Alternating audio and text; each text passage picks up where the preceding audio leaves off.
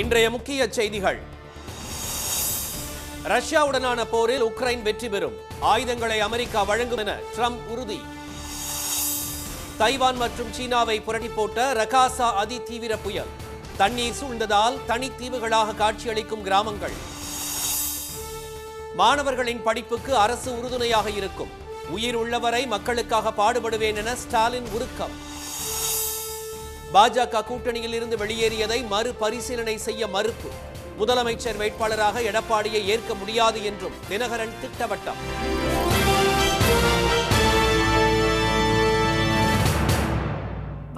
வணக்கம். ரஷ்யாவுடனான போரில் உக்ரைன் வெற்றி பெறும் என அமெரிக்க அதிபர் ட்ரம்ப் தெரிவித்திருப்பது பரபரப்பை ஏற்படுத்தியுள்ளது. நேட்டோவில் இணையும் திட்டத்தை கைவிடக் கோரி உக்ரைன் மீது ரஷ்யா தொடங்கிய போர் 3 ஆண்டுகளுக்கு மேலாக தொடரும் நிலையில் அதனை நிறுத்த ட்ரம்ப் மேற்கொண்ட முயற்சிகள் தோல்வியில் முடிந்தன. இதனால் ரஷ்யா மீது கூடுதல் பொருளாதார தடைகள் விதிக்கப்படும் என்று ட்ரம்ப் அறிவித்துள்ளார். மேலும் ரஷ்யாவின் வருவாயை குறைக்கும் முயற்சியாக அந்நாட்டில் இருந்து கச்சா எண்ணெய் வாங்குவதை இந்தியா நிறுத்த வேண்டும் என வலியுறுத்தினார். அதனை ஏற்க இந்தியா மறுத்ததால் இந்திய பொருட்களுக்கு மீதான இறக்குமதி வரியை அமெரிக்கா 50% உயர்த்தியுள்ளது.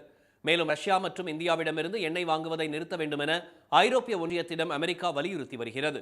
இதற்கிடையே ட்ரூத் சமூக வலைதளத்தில் ட்ரம்ப் விடுத்துள்ள பதிவில் உக்ரைன் மீது ரஷ்யா 3.5 ஆண்டுகளாக இலக்கின்றி போரிட்டு வருவதாக குறிப்பிட்டுள்ளார். ஒரு போரில் உண்மையான படைபலத்தை பயன்படுத்தினால் ஒரு வாரத்திற்குள் வெற்றி பெற முடியும் என்றும், ஆனால் ரஷ்யா ஒரு காகித புலி போல் உள்ளதாகவும் அவர் விமர்சித்துள்ளார். ரஷ்யா மீது பொருளாதார அழுத்தம் அதிகரித்துள்ளதாகவும் அந்த நாட்டில் வசிக்கும் மக்கள் அதனை உணர்ந்துள்ளதாகவும் ட்ரம்ப் கூறியுள்ளார். ரஷ்யாவிடம் இழந்த அனைத்து பகுதிகளையும் உக்ரைனால் மீட்க முடியும் என்றும், கூடுதல் இடங்களை கூட அது கைப்பற்றலாம் என்றும் அவர் தெரிவித்துள்ளார்.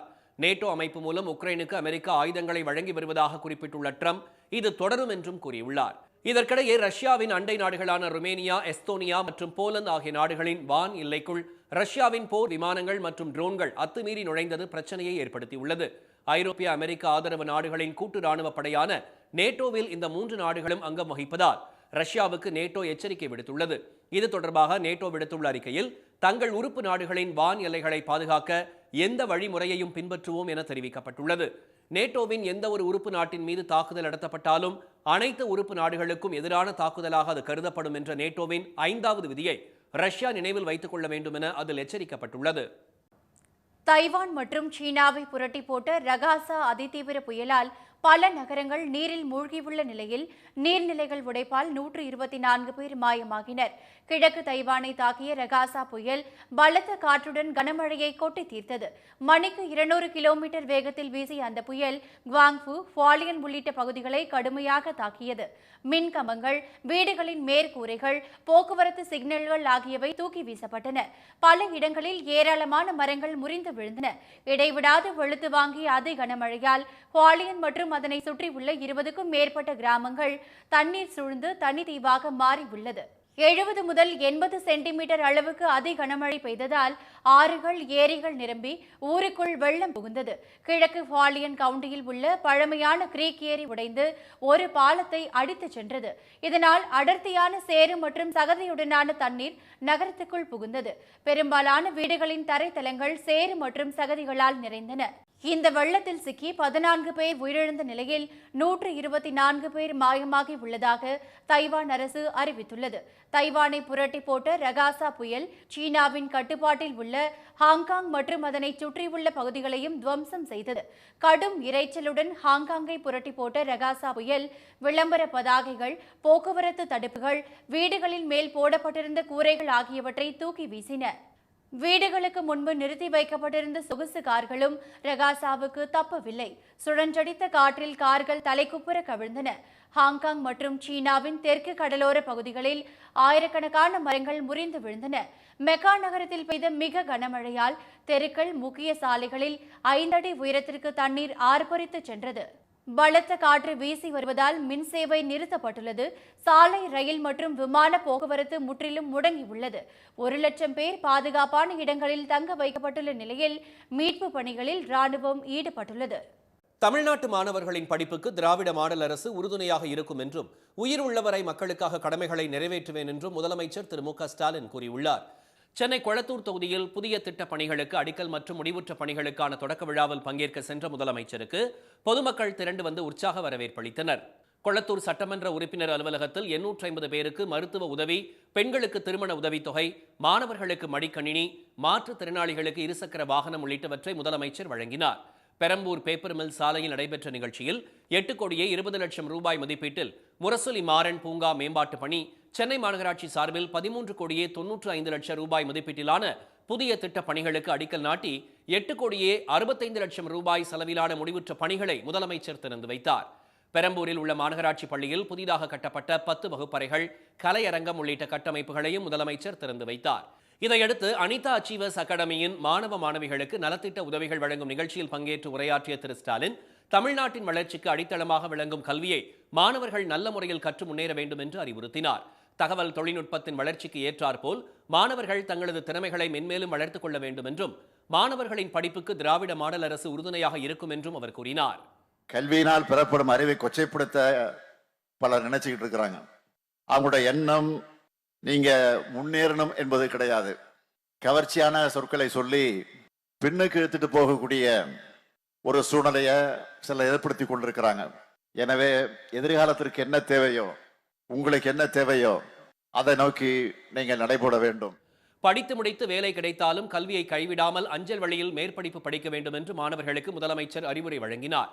இதனிடையே முன்னாள் அமைச்சர் திரு HV ஹண்டேவை அவரது மருத்துவமனைக்கு நேரில் சென்று முதலமைச்சர் நலம் விசாரித்தார். 99 வயதிலும் திரு ஹண்டே அயராமல் உழைத்து வருவதாக முதலமைச்சர் தமது எக்ஸ் வலைதளத்தில் வெளியிட்டுள்ள பதிவில் தெரிவித்துள்ளார். எடப்பாடி திரு பழனிசாமியை ஒருபோதும் முதல்வர் வேட்பாளராக ஏற்க முடியாது என திரு டிடிவி தினகரன் திட்டவட்டமாக கூறியிருப்பதால் தேசிய ஜனநாயக கூட்டணியில் குழப்பம் நீடிக்கிறது. கூட்டணி ஆட்சி, அதிமுக ஒருங்கிணைப்பு என அடுத்தடுத்து வெடித்த சர்ச்சைகளால் அதிமுக பாஜக கூட்டணி நாளுக்கு நாள் பலவீனமடைந்து வருவதாக விமர்சனம் எழுந்துள்ளது. தேசிய ஜனநாயக கூட்டணியில் முதலமைச்சர் வேட்பாளர் யார் என திரு அமித்ஷா அறிவிக்காத நிலையில் அதிமுக பொதுச் செயலாளர் எடப்பாடி திரு பழனிசாமி தான் முதலமைச்சர் வேட்பாளர் என தமிழ்நாடு பாஜக தலைவர் திரு நயினார் நாகேந்திரன் அறிவித்தார். இதற்கு கடும் எதிர்ப்பு தெரிவித்த திரு தினகரன் திரு பழனிசாமியை முதலமைச்சர் வேட்பாளராக ஏற்க முடியாது என போர்க்கொடி தூக்கினார். மேலும் தேசிய ஜனநாயக கூட்டணியில் இருந்து விலகுவதாகவும் கடந்த 5ஆம் தேதி அறிவித்தார். ஏற்கனவே திரு ஓ பன்னீர்செல்வம் கூட்டணியிலிருந்து வெளியேறிய நிலையில் தினகரனின் அறிவிப்பும் தேசிய ஜனநாயக கூட்டணிக்கு கூடுதல் பின்னடைவை ஏற்படுத்தியது.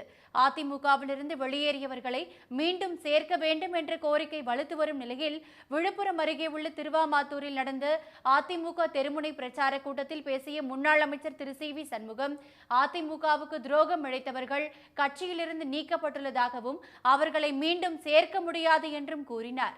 நீக்கப்பட்டவர்கள் அவர்கள் எந்த அனைத்து இந்திய அண்ணா திராவிட முன்னேற்ற கழகம் அவர்கள் அடையாளம் தந்ததோ, பதவி கொடுத்ததோ, அழகு பார்த்ததோ, அந்த அனைத்து இந்திய அண்ணா திராவிட முன்னேற்ற கழகம் தலைமை கழகத்தை காலால் எட்டி உதைத்த துரோகிகளை இந்த கட்சி விட்டு நீக்கிறோம். அவனை நாங்கள் சேர்க்கணுமா?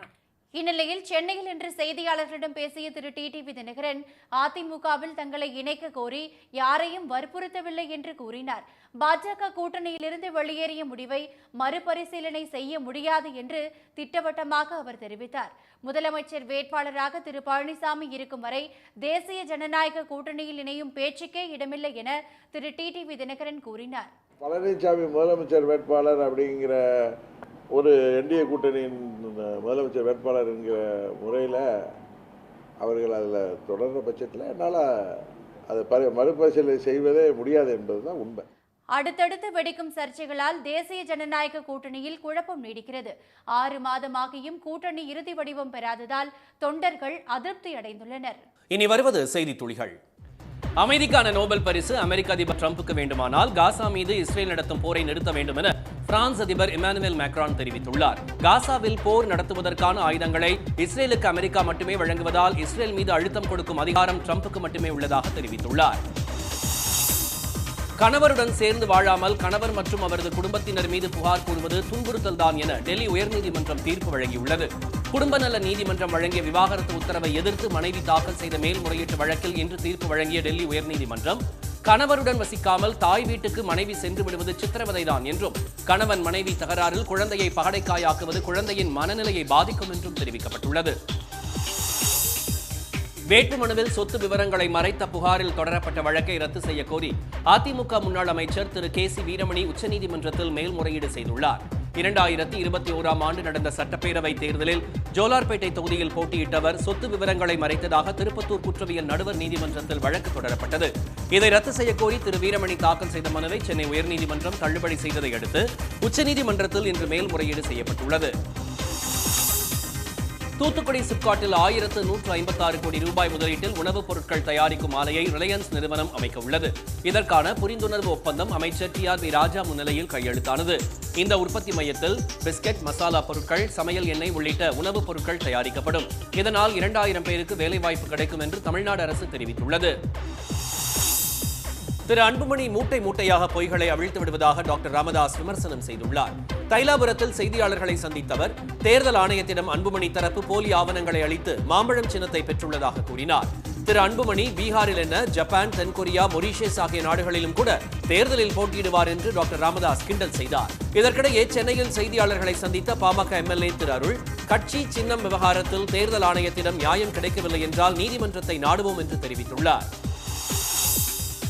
நவராத்திரி நடனங்களில் இந்துக்கள் அல்லாதோருக்கு அனுமதி இல்லை என்ற VHPயின் அறிவிப்பால் வட மாநிலங்களில் சர்ச்சை எழுந்துள்ளது.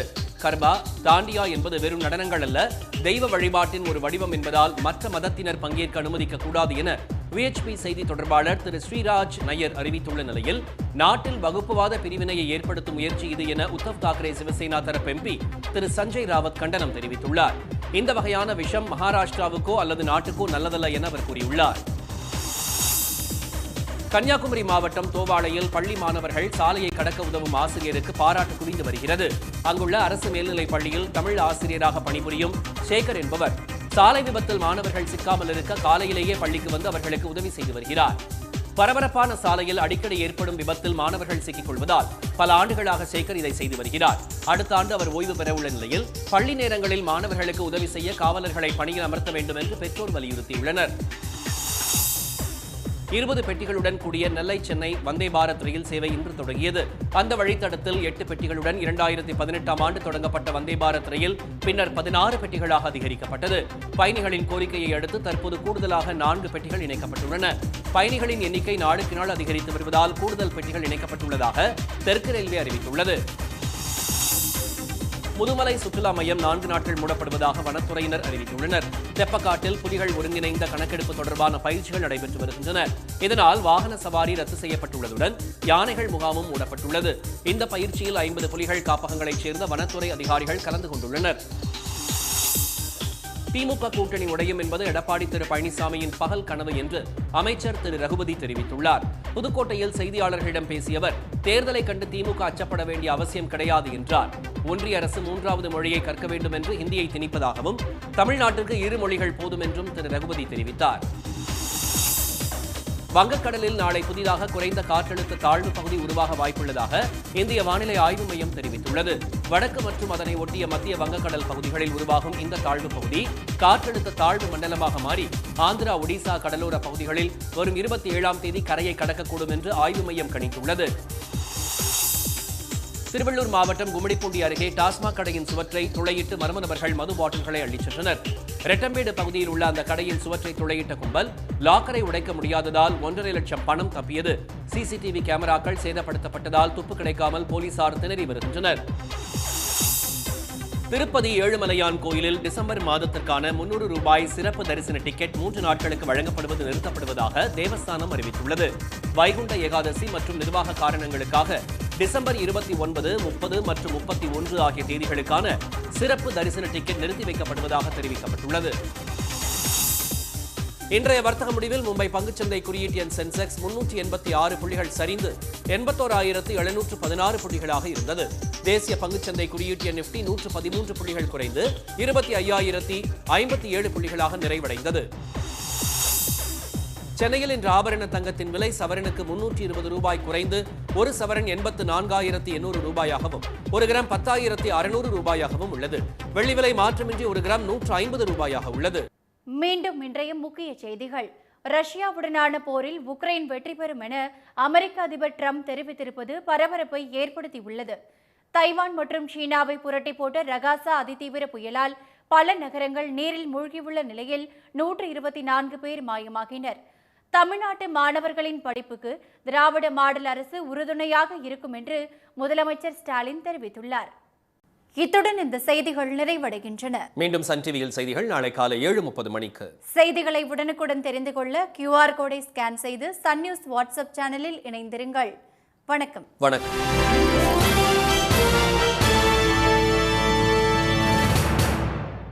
உடனுக்குடன் செய்திகளை தெரிந்து கொள்ள சன் நியூஸ் பெல் ஐகானை கிளிக் பண்ணுங்க.